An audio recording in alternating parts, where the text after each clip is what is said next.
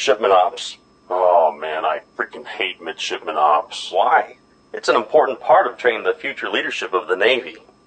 We take these college kids out for a day, we let them stand sticks for 5 minutes, we give them a tour, then they watch movies all night. How is that teaching them about being leaders? Well, not all midi-ops are like that. Well, okay, I don't mind the midi-ops where they're on board for like 3 weeks, and they actually qualify watches and support the watch section and run drills and clean, and the boat is actually doing something operational in conjunction with the midi-ops. That I don't really mind. What I do mind, what I hate, is when we have to pilot in and out of port for a week with our only purpose being midi-ops. That's all we're doing. You mean we could actually be in port relaxing, but instead we're spending more time out to sea just to entertain riders? The boat doesn't feel any different underway than it does next to the pier anyway. No, that's retarded. You want to hear something really retarded? I heard that on another boat they let a midi qualify ships. That's total crap. How did he get his import quals done? And his weapons shoots? That better be a rumor. That's what I heard. Oh, I heard another rumor. During midi-ops, this other boat was doing angles and dangles, and they were letting the midshipmen slide down this compartment third level, and one of them totally ate it on one of the missile tubes. That's awesome. Well, the dude punctured a lung, broke a few ribs and a hip, and was so jacked up that he had to give up his scholarship. Oh. Well, maybe if someone can't do something that a half-retarded blue shirt can do, maybe that person shouldn't be an officer. Huh, maybe.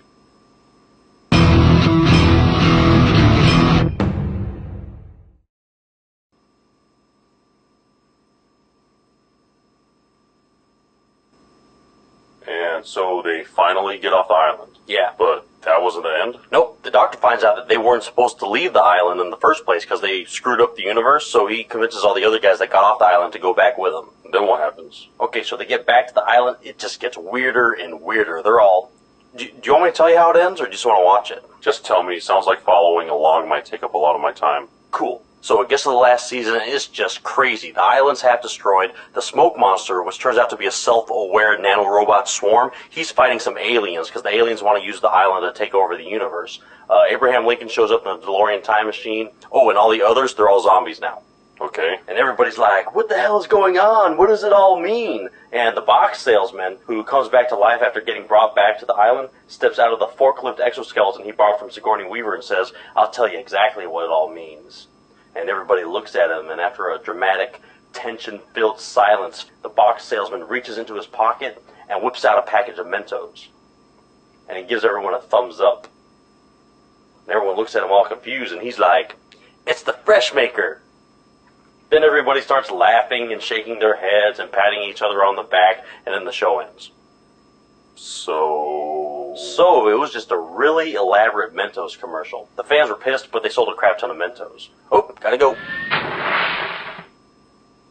Hey, T2, you doing all right up here? Hey, Chief.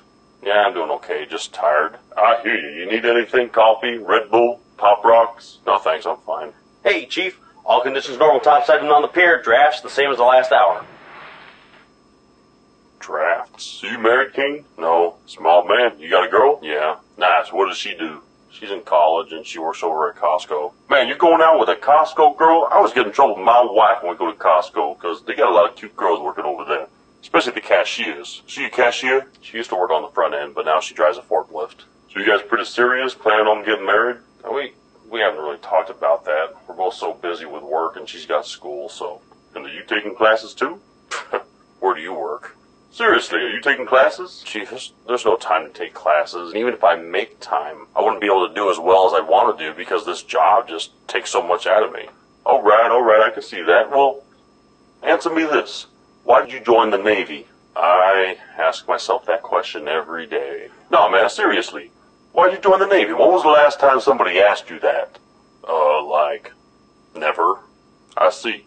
You know, this is one of the biggest problems I've got with the Navy. I came to this realization when I was on recruiting. You're a recruiter? How'd you like that? I'll say this. I learned a lot.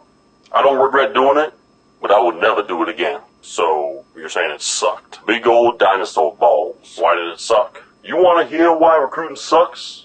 Yeah. You want to hear why the 3 years I spent recruiting were some of the worst years of my life? Yeah. You want to hear why recruiting is the most god-awful shore duty in the Navy? Yeah. Well, I'll just save that story for another day. What I do want to say is that while I was on recruiting, I spent all day asking young folks what they wanted to do with their lives. What are your goals? What are your dreams? What are your ambitions? And then I tell them how the Navy can help them achieve those goals and ambitions. And they say, sounds like a pretty good deal, and they join. But there's a disconnect.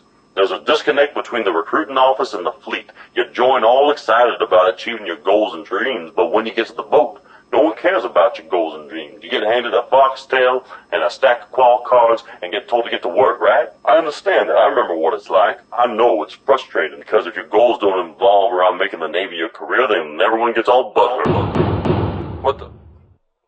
Where the hell am I? Dude, you fell asleep on watch. Dirtbag. Was the dude chief still talking to me when I fell asleep? You know what? I think he was. Son of a